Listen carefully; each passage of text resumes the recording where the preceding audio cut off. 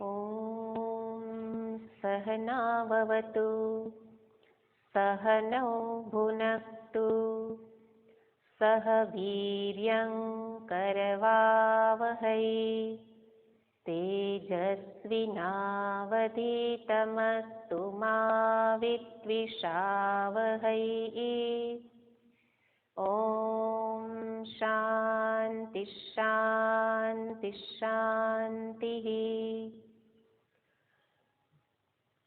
ब्रह्मानन्दं परमसुखदं केवलं ज्ञानमूर्तिं द्वन्द्वातीतं गगनसदृशं तत्त्वमस्यादिलक्ष्यम् एकं नित्यं विमलमचलं सर्वधी साक्षिभूतं भावातीतं त्रिगुणरहितं सद्गुरुं तं नमामि।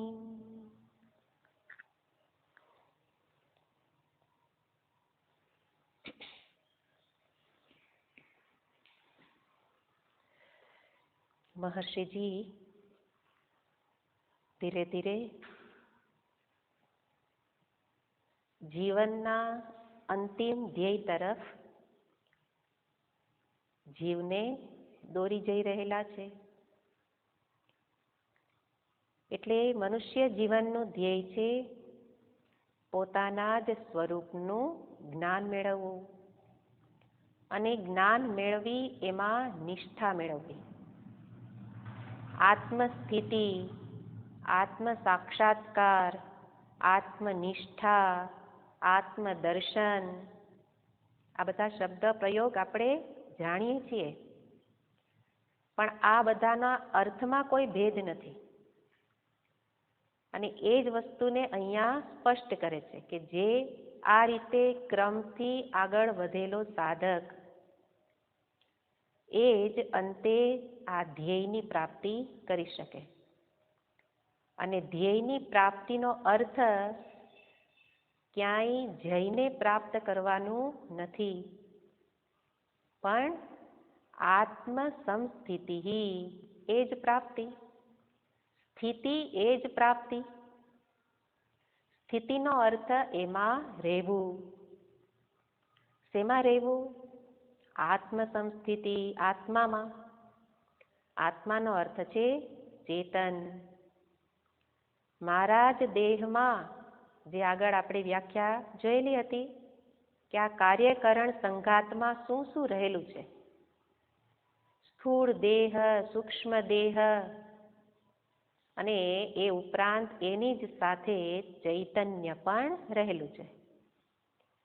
પણ અનાદિકાળથી, આ જન્મ નહીં, અનાદિકાળથી એ જ દેહમાં રહેલા ચેતનની અવગણના કરેલી છે।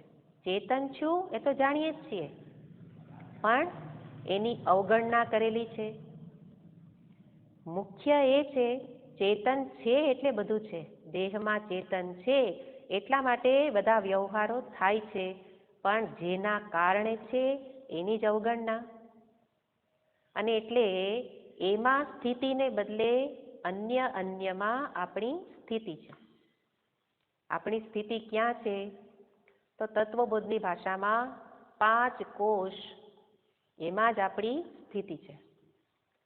એટલે અન્નમય એટલે આ શરીરમાં સ્થિતિ છે, વધીને પ્રાણમય એ તો પ્રાણમયમાં સ્થિતિ, પ્રાણમય નથી જતી, એ તો જ્યારે બેબાકડા બનાવે, ગભરામણ થાય ત્યારે ખબર પડે કે પ્રાણ જેવું કંઈક છે। એ તો મોટા ભાગે તો આ સ્થૂળ શરીરમાં જ આ કે માંસ, પેલા રુધિર, માંસ ઇત્યાદિનું બનેલું જે કંઈ આ પિંડ છે એમાં જ આસક્ત થઈ અને જીવન પૂરું કરતા હોઈએ। અને એવા વ્યક્તિને જગાડી અને શાસ્ત્ર બતાવે છે, મહાપુરુષો બતાવે છે કે આના માટે જીવન પ્રાપ્ત થયેલું નથી। ધ્યેય તો કોઈક મહાન છે, મહાન છે એટલે ક્યાંય જઈને મેળવવાનું નહીં, પણ જાણવાનું છે કે તું મહાન છે। દેહાદીથી કોઈ મહાન થઈ ન શકે. ભલે હારતોરા દેહાદીને થાય, દેહને હારતોરા થાય, પણ એ હાર પહેરનારો દેહ મહાન નથી, પણ એમાં જ વ્યાપ્ત આત્મ ચૈતન્ય એની મહાનતા છે. એને સામે રાખીને હું મહાન છું. પણ પામર થઈ ગયો, બિચારો થઈ ગયો, લાચાર બની ગયો, દુઃખી થઈ છે. શા માટે? કારણ અન્યમાં સ્થિતિ.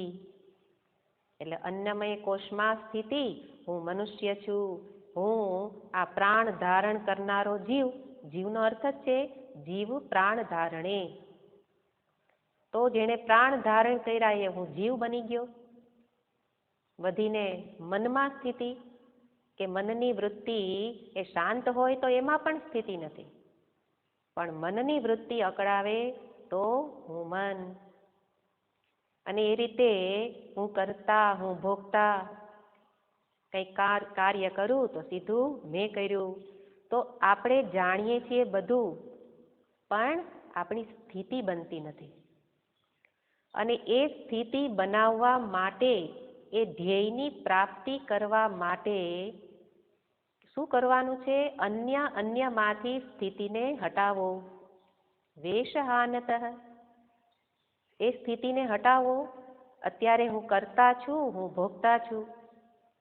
ભોગતા શબ્દ જલ્દી ન સમજાય, કરતા જલ્દી સમજાઈ જાય. પણ હું ભોગ કરું છું તો આપણે શું કહીએ? અમે કાંઈ ભોગ કરતા નથી.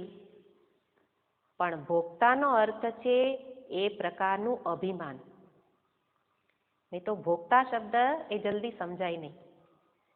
જેમ કે કોઈ ટ્રેનમાં વ્યક્તિ જાય છે અને અરબપતિ છે, અને ટ્રેનના ફર્સ્ટ ક્લાસમાં તો મુસાફરી કરે એવી તો આપણે અપેક્ષા રાખીએ. તો એવો ધનવાન માણસ એ ફર્સ્ટ ક્લાસમાં એ મુસાફરી કરે છે. એની સાથે જ બીજો વ્યક્તિ પણ છે, પણ એ તો પેલો ગવર્મેન્ટ ઓફિસર કે જેને સરકારે એમાં ટિકિટ આપેલી છે, અને એ રીતે બેય મુસાફરી કરે. પણ પેલા અરબપતિને શું થાય છે? ધનવાનને શું થાય છે? હું ધનવાન છું, મારી પાસે આટલા રૂપિયા છે, એટલે હું ફર્સ્ટ ક્લાસમાં મુસાફરી કરું છું. પેલાને એવું નથી થતું. એને ખબર છે સરકારે આપણને આમાં મોકલા છે, એટલે એને ભોગતાપણાનું અભિમાન નથી. પણ આ ધનવાનને એવું થાય છે કે મારી પાસે આટલું છે, પછી બેઠા બેઠા પોતાની એ ડંફાસ પણ મારતા રહે. તો હું સાથે લઈને કાંઈ ધન લઈને નીકળો નથી. જેટલું ધન છે એને સાથે ફેરવી ન શકાય, બેંક બેલેન્સને સાથે ફેરવી ન શકાય, પણ ફેરવી શકાય તો એક આ અભિમાનને, આ વૃત્તિને કે હું ધનવાન છું. આ વૃત્તિ એ જ ભોગતાપણું. હું આવા પ્રકારનો છું. કોન્યોસ્તિ સદૃશો મયા, ગીતાજીમાં કહે છે મારા જેવો કોણ મહાન છે? હું આવો એને પણ ભોગતા કહેવાય. તો આવા પ્રકારની જ આપણી સ્થિતિ છે, માન પ્રતિષ્ઠા એની ઝંખના. તો એ રીતે જે પોતાને આવા પ્રકારે જે સમજે છે, જે પ્રકારે સમજો એવા પ્રકારની સ્થિતિ. પણ અહીંયા દર્શાવે છે કે જેવા પ્રકારની સ્થિતિ છે ત્યારે જ્યારે હું મને કોઈ પણ રીતે ઓળખું ત્યારે તરત જ શાસ્ત્ર કહે છે કે એ વિચારની પરીક્ષા કરો. આગળ કહી દીધું આ વિચાર માર્ગ છે. જ્ઞાન યોગ એ વિચાર માર્ગ છે, અને વિચાર માર્ગમાં ચાલવાનું નથી, પણ વિચાર કરવાનો. શું વિચાર કરવાનો? તો કે છે કે જે તારી માન્યતા છે એની પાછળનો વિચાર કર. એની પાછળનો વિચાર કર એનો અર્થ કેમ આ વૃત્તિ ઉઠી એમ નહીં, કેમ મને આમ થાય છે. ને તો આપણે કહીએ કે મનનો વિચાર કરીએ તો થાય કે મને આવું તો કોઈ દી વિચાર્યું નહોતું, અને મને કોકના માટે ખરાબ વિચાર કેમ આવે છે? તો એ વિચાર કરવાનો નથી, કારણ કે એ મારા હાથની વાત નથી. વિચાર ઉઠે છે, પણ જે વિચાર ઉઠે, જે પ્રકારની પ્રવૃત્તિ થાય એની પાછળ પ્રેરયિતા કોણ છે? કેનેષિતમ પતતિ પ્રેષિતમ મનઃ. મોટા ભાગના પાછળના શ્લોકો એ કેનોપનિષદના જ સારરૂપ છે, આગળ પણ બતાવશે. તો ત્યાં પણ પૂછ્યું કેન ઈશિતમ પ્રેષિતમ મનઃ. આ મન કોની પ્રેરણાથી પ્રેરાઈને વિચાર કરે છે? કેવો વિચાર આવ્યો એનાથી મારી નિંદા ન કરું કે મને આવું થાય છે, અથવા મને બહુ સારો વિચાર આવે તો આત્મશ્લાઘા કે આત્મનિંદા એની અહીંયા જરૂર નથી. પણ એ જે કંઈ થઈ રહેલું છે એની પાછળનો પ્રેરયિતા કોણ છે? અને એ રીતે વિચારમાં અટવાઈ જવાને બદલે વિચાર કોના કારણે ઉઠે છે એને જોવું. અને એને જોવા માટે કહે છે કે એનો વિચાર કરતા કરતા કોના કારણે ઉઠે છે સમજાય એ આત્મ ચૈતન્ય છે. તો આ મનમાં વિચારો ઉઠે છે, શરીર કાર્ય કરે છે, એ આત્મ ચૈતન્ય હું છું. તો અજ્ઞાનને કારણે જે કંઈ અન્યમાં સ્થિતિ હતી, જ્ઞાનને કારણે એ જ્યાં હોવું જોઈએ ત્યાં ફરી આવી જઈશું. એટલે શું કરે જ્ઞાન? શું કરે છે? અજ્ઞાનને દૂર કરે. તો વિદ્યા વિદ્યામ નિહંત્યેવ તેજસ્તિમિર સંઘવત. શ્લોકમાં ત્યાં દર્શાવ્યું છે કે આત્મબોધના શ્લોકમાં કે જેવી રીતે પ્રકાશ આવવાથી અંધકાર દૂર થાય, એવી જ રીતે આ પોતાના આત્મ સ્વરૂપનું જ્ઞાન મળવાથી અન્યમાંથી નિષ્ઠા દૂર થાય. નિષ્ઠા એટલે એમાં સ્થિતિ છે. અત્યારે હું આવો કોના કારણે છે? અજ્ઞાનને કારણે. તો એ વિચાર માર્ગે યોગ્ય પ્રકારે વિચાર કરતા અંતે મને સમજાયું કે ખરેખર હું કોણ છું, પ્રેરયિતા કોણ છે. અને ત્યારે સત્યનું જ્ઞાન થતા સત્યતાનો નિશ્ચય થવો જોઈએ. સત્યનું જ્ઞાન અને સાથે સાથે સત્યતાનો નિશ્ચય. જ્ઞાન એટલે જાણવું, જાણી લેવાથી નિશ્ચય ન થઈ જાય, પણ ફરી ફરીને એનું જ સ્મરણ, રટણ એટલે જપ નહીં, પણ એમાં દ્રઢતા લાવવું. ત્યારે આત્મસ્થિતિ, સમસ્થિતિ, સારી રીતે સ્થિતિનો અર્થ પછી મન બીજા કોષમાં જશે નહીં. એનો અર્થ આત્મચૈતન્યમાં રહેવું નહીં, પણ બીજામાં સત્યતાનો નિશ્ચય નહીં થાય. આ જ મુખ્ય વસ્તુ છે. જ્યાં આપણે પ્રશ્નમાં અને ગોટાળે ચડતા હોઈએ ત્યાં બધાનો જવાબ એક જ છે. સત્યતાનો નિશ્ચય ક્યાં છે એના આધારે એનો જવાબ મળે. તો આત્મ સમસ્થિતિ એટલે સારી રીતે જેની સ્થિતિ, એનો અર્થ જેને સારી રીતે નિશ્ચય થઈ ગયેલો છે. એટલે વિચાર માર્ગ મને માત્ર નિશ્ચય કરાવે કે સત્ય શું છે. વિચાર માર્ગે બીજું કાંઈ ન મળે.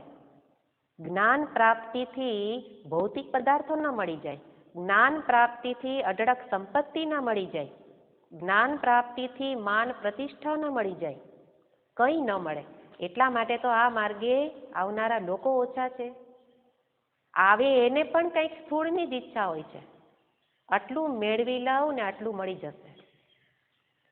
પણ વિચાર માર્ગે માત્ર સત્યનો નિશ્ચય કરાવે. પછી મળવાનું તો પ્રારબ્ધમાં છે, એ જ મળશે. એટલા માટે નિશ્ચય નથી થતો, એટલા માટે ડામાડોળ સ્થિતિ છે. તો અહીંયા કહે છે એ નિશ્ચય વિચાર માર્ગે થશે, અને નિશ્ચય થવાથી આત્મામાં સારી રીતે સ્થિતિ થશે. એનો અર્થ આ જ્ઞાન એ કોઈ ક્રિયા નથી. આગળ કહ્યું દર્શન, આત્મ સમસ્થિતિ એ શું છે? આત્મદર્શન. મેં ગયા વખતે જ કહ્યું હતું કે આ શ્લોકના ઉપર જેટલો વિચાર કરો એટલો ઓછો પડે, એટલો ગહન શ્લોક છે આ. વારંવાર વિચાર કરવાથી નવા નવા અર્થ પ્રગટ થાય, નવી નવી સ્પષ્ટતા પ્રાપ્ત થાય. તો આત્મ સમસ્થિતિ એ જ દર્શન. દર્શનનો અર્થ જેમાં કોઈ ત્રિપુટી નથી. મોટા ભાગે આપણે દર્શન કરીએ ભગવાનનું દર્શન તો હું દ્રષ્ટા, ભગવાન દ્રશ્ય અને દર્શન ક્રિયા ત્રિપુટી.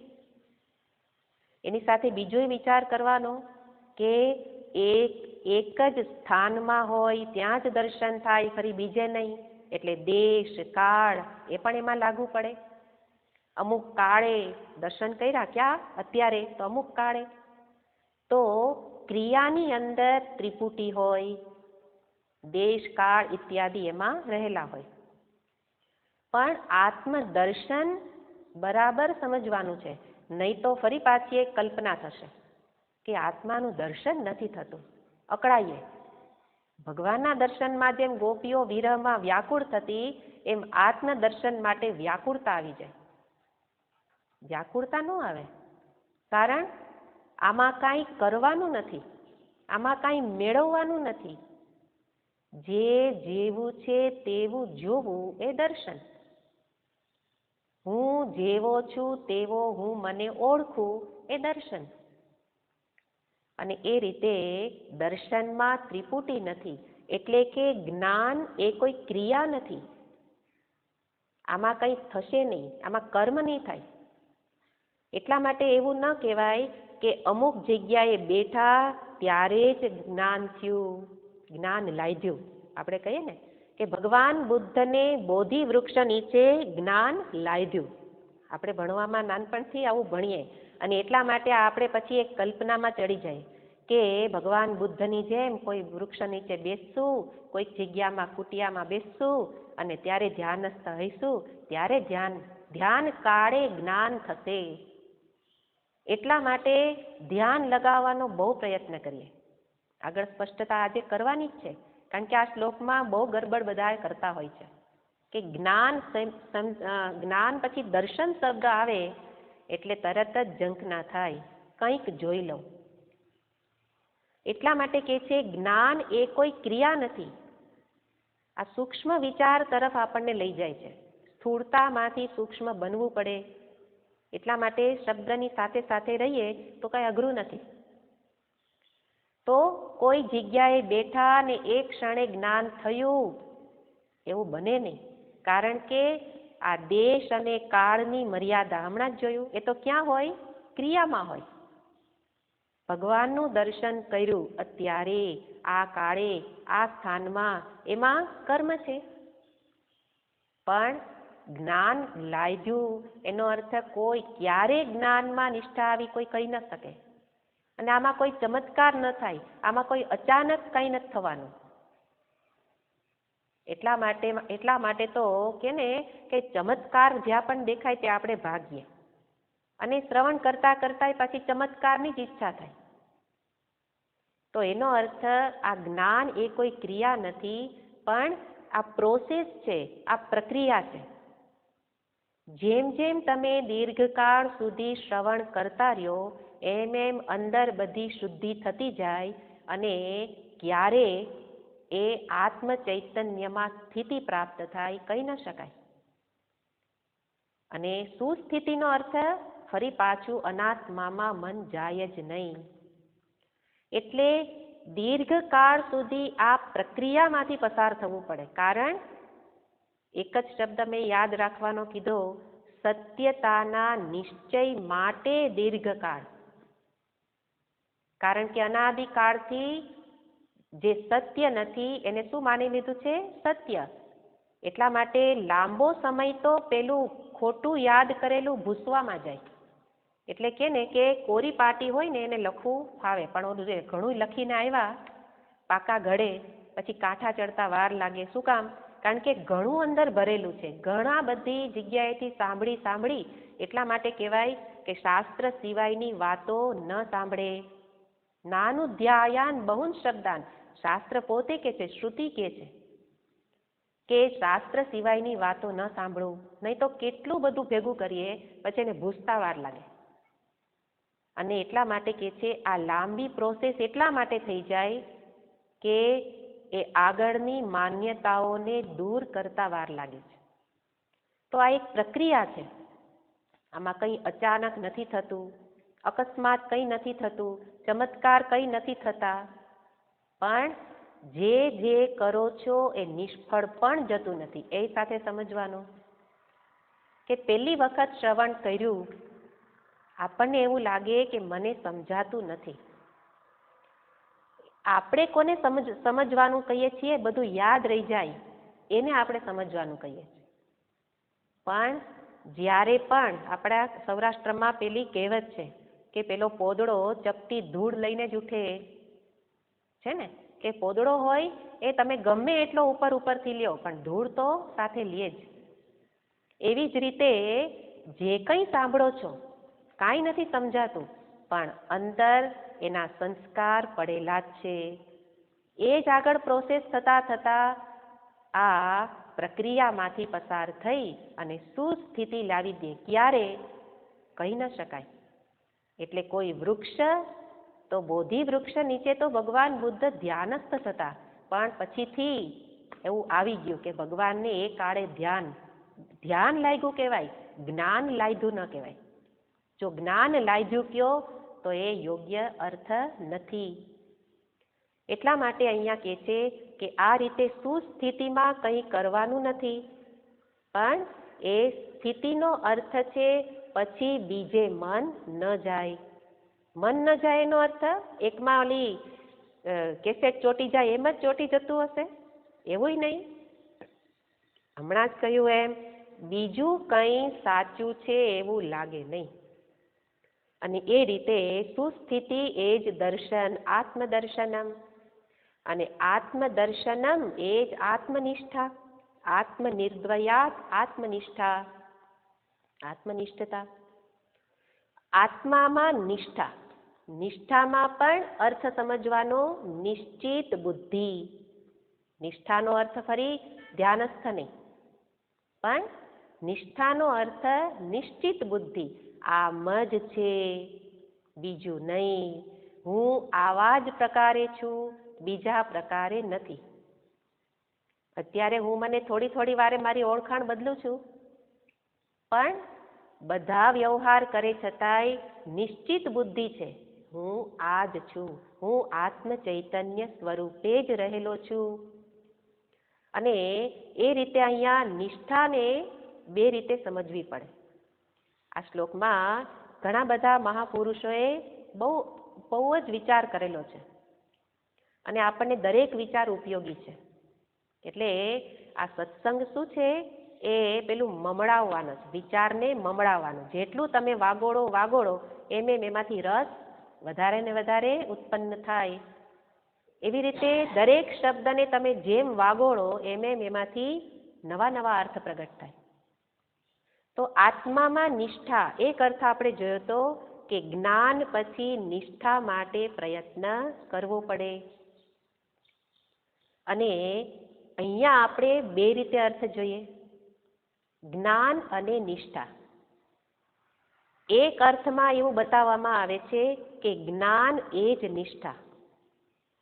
જ્યારે તમે તમારા સ્વરૂપને જાણ્યું કે હું આવો છું, એ જ્ઞાન થયું, એને જ કહેવામાં આવે નિષ્ઠા. અને બીજા અર્થ પ્રમાણે જ્ઞાન પછી નિષ્ઠા મેળવવા પ્રયત્ન કરવો પડે. પેલામાં પ્રયત્ન નહીં, તમે જ્યારે જાણ્યું કે હું આવો છું એ જ નિષ્ઠા. નિષ્ઠા એટલે નિશ્ચિત બુદ્ધિ, ખબર પડી ગઈ હું આવો જ છું, એ નિષ્ઠા. ઉદાહરણ બતાવવામાં આવે, રજ્જુ સર્પ. એટલે રજ્જુ સર્પ છે ને, એમાંથી એક દ્રષ્ટાંતમાંથી એટલા બધા અર્થ નીકળે. જેમ તમે દ્રષ્ટાંતને માંથી જેની સાથે જોડો એ પ્રકારનો અર્થ. તો રજ્જુ સર્પ છે એમાં મને દોરડીમાં સર્પ દેખાયો. સર્પ દેખાયો અને પછી પ્રકાશ કરતા ખબર પડી કે આ સર્પ નથી. સર્પ નથી ત્યારે પછી મારે જપ ન કરવા પડે કે રજ્જુ ઇયમ રજ્જુ ઇયમ રજ્જુ ઇયમ રજ્જુ ઇયમ રજ્જુ, એમ જપ કરવા પડે.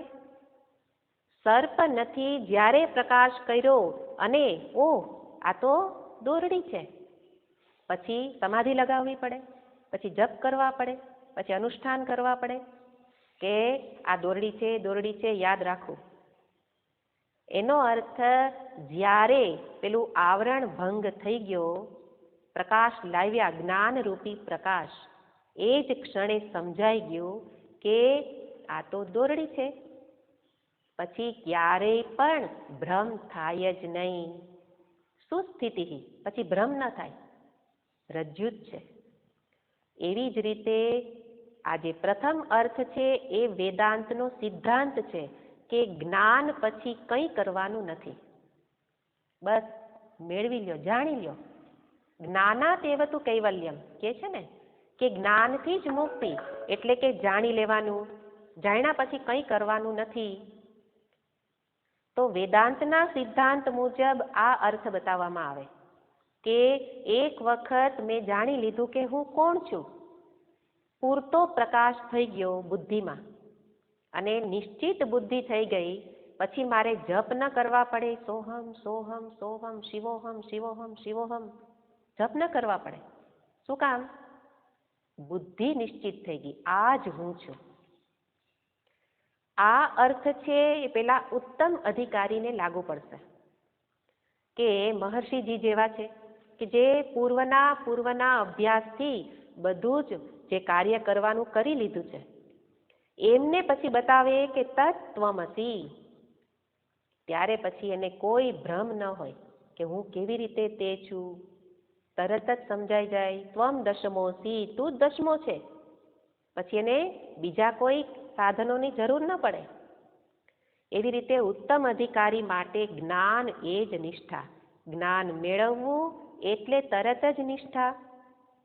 જેમ પરીક્ષિતજીને થયેલું કે ભાગવતની અંદર બતાવે છે કે જ્યારે સુખદેવજી મહારાજે પરીક્ષિત રાજાને ભાગવત કથા કહી, તો ભાગવત કથા કહી ત્યારે આપણને ખબર જ છે કે તક્ષક નાગ કરડવાનો હતો 7 દિવસમાં, 7 દિવસ પછી.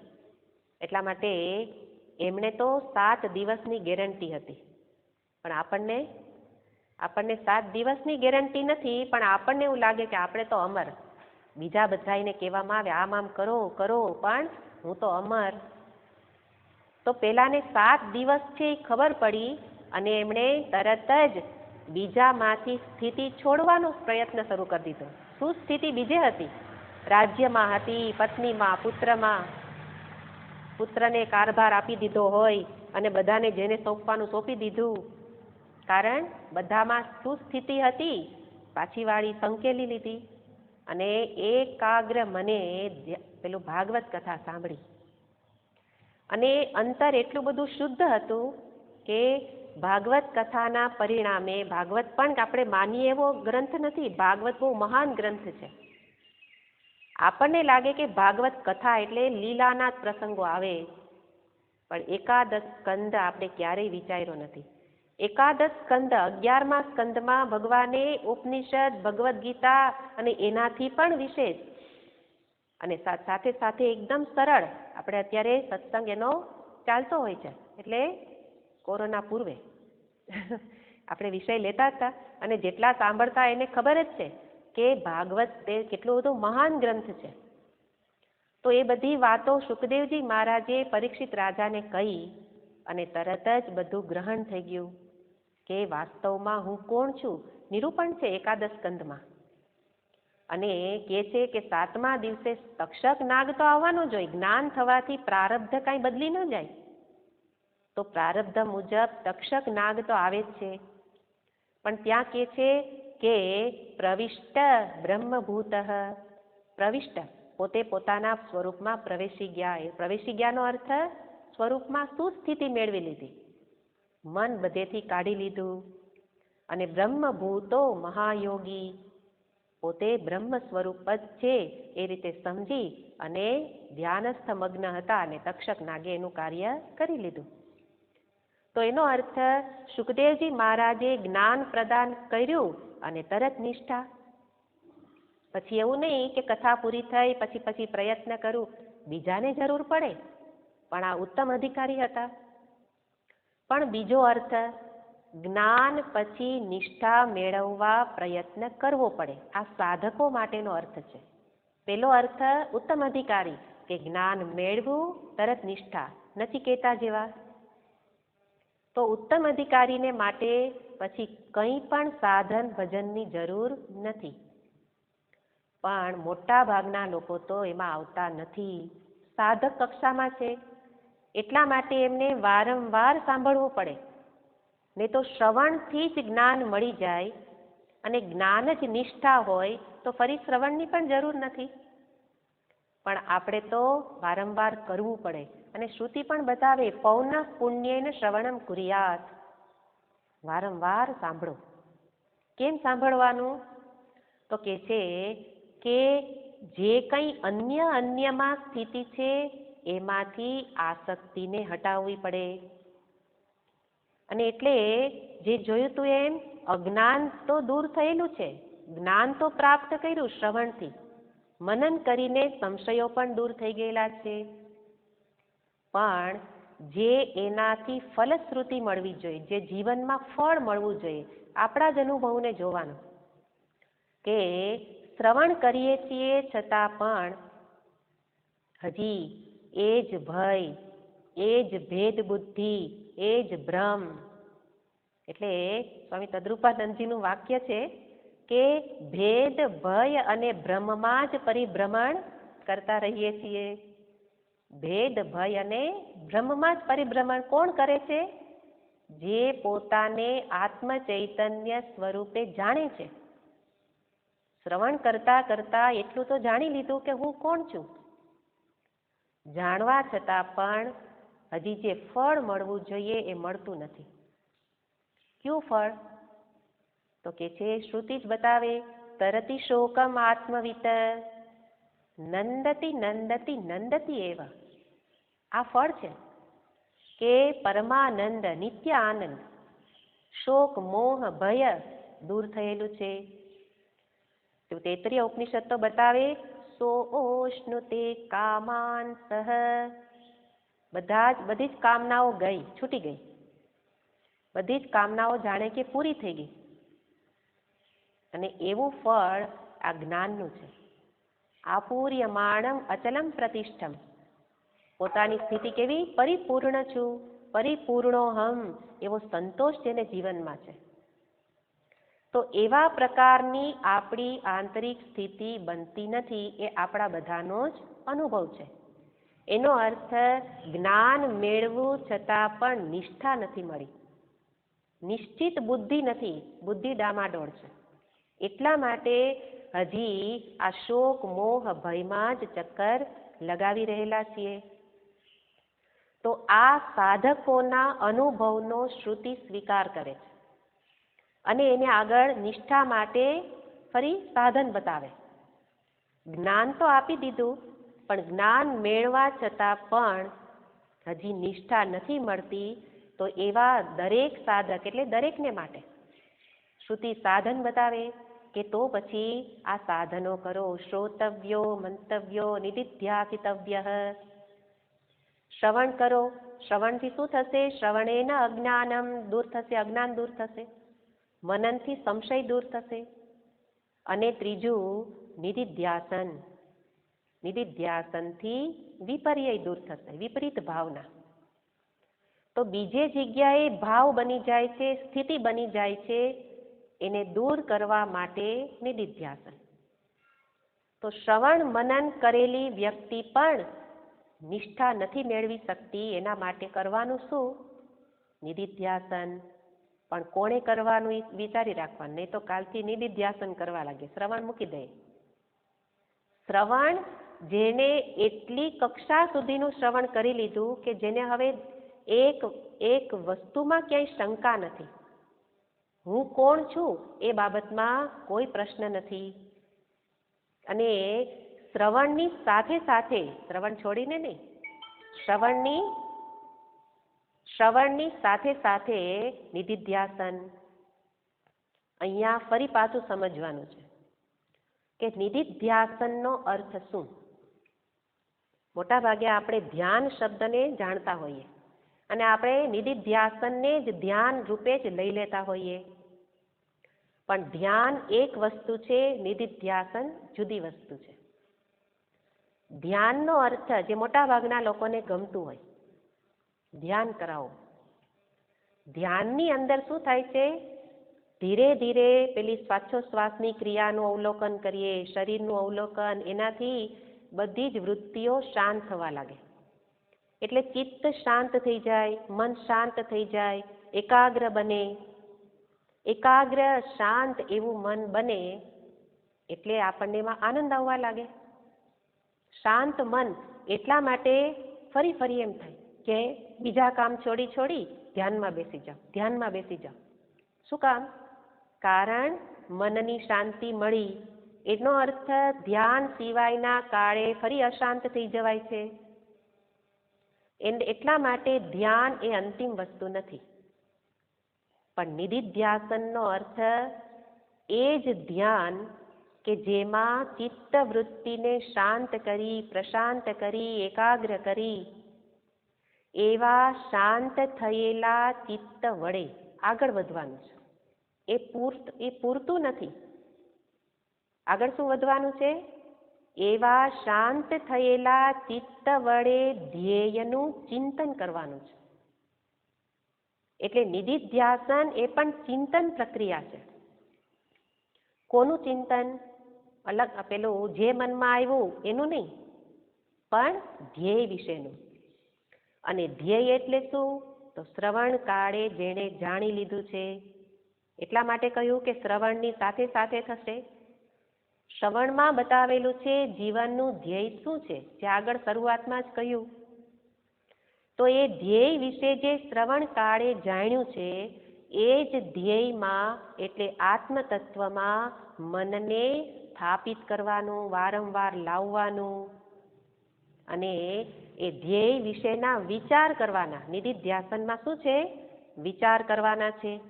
અને એ રીતે અહીંયા દર્શાવે છે કે નિધિધ્યાસનનો અર્થ ધ્યેયમાં નિવેશ કરવો, ચિત્તનો નિવેશ મૂકવું. શેમાં? ધ્યેયમાં. અને એ રીતે ધ્યેય સંબંધી વિચાર, એકને એક વિચાર નહીં, ચૈતન્યોહમ ચૈતન્યોહમ એવી રીતે નહીં, પણ એમાં ઘણી બધી પ્રક્રિયા બતાવે, અવસ્થાત્રય પ્રક્રિયા અને પેલા પંચકોશ વિવેક ને ઘણા બધા વિવેક નિધિધ્યાસન માટે બતાવે. અને એનો આપણે વારંવાર વિચાર કરવામાં આવે ત્યારે શું થશે? એ ધ્યેયમાં ચિત્તની સ્થિતિ. ધ્યેયમાં ચિત્તની સ્થિતિ અને સુસ્થિતિ, આ નિષ્ઠા મેળવવા શું કર્યું? નિધિધ્યાસન. પણ પેલું ધ્યાન, એને તો ગીતાજીમાં ધ્યાન નથી કહેતા. જે મનને શાંત કરે એટલા જ પૂરતું જે પ્રક્રિયા, એ ધ્યાન પણ નથી. એનું નામ ગીતાજીમાં છે અભ્યાસ. ભગવાન પોતે કહે છે કે તમે જેને ધ્યાન માનો છો એ ધ્યાન નથી, એ અભ્યાસ છે. શ્રેયો હિ જ્ઞાનમ અભ્યાસાત જ્ઞાનાદ ધ્યાનમ વિશિષ્યતે. ત્યાં 3 શબ્દ પ્રયોગ કર્યા. શ્રેય ઉત્તમ છે, અભ્યાસથી જ્ઞાન, જ્ઞાનથી ધ્યાન. તો ધ્યાનને તો જ્ઞાન પછી બતાવ્યું. એટલે અભ્યાસનો અર્થ જે મનને શાંત કરવા જે કંઈ કર્યું એ અભ્યાસ બતાવે છે. ત્યાં અભ્યાસ શબ્દ છે. મનને શાંત કર્યા પછી શ્રવણ કરવાનું છે, જ્ઞાન મેળવવાનું છે. એટલે શ્રવણ કરતા પૂર્વે આપણે આ ધ્યાન કરવું પડે. કયું ધ્યાન? મનને શાંત કરવા માટે. અને એટલે કે છે કે અભ્યાસ પછી જે જ્ઞાન મેળવું, ધ્યેય વિશે નિશ્ચય કર્યો અને એનું પછી ધ્યાન, નિધિધ્યાસન. અને ત્યારે એ ધ્યેયમાં જ નિષ્ઠા, ધ્યેયમાં જ સ્થિતિ પ્રાપ્ત થાય. એ રીતે જ્ઞાન અને નિષ્ઠા એ બંને વચ્ચે આ પ્રયત્ન રહેલો છે. પેલો ઉત્તમ અધિકારી માટે જ્ઞાન એ જ નિષ્ઠા, પણ આ મોટા ભાગના સાધકો માટે શું છે? તો કે છે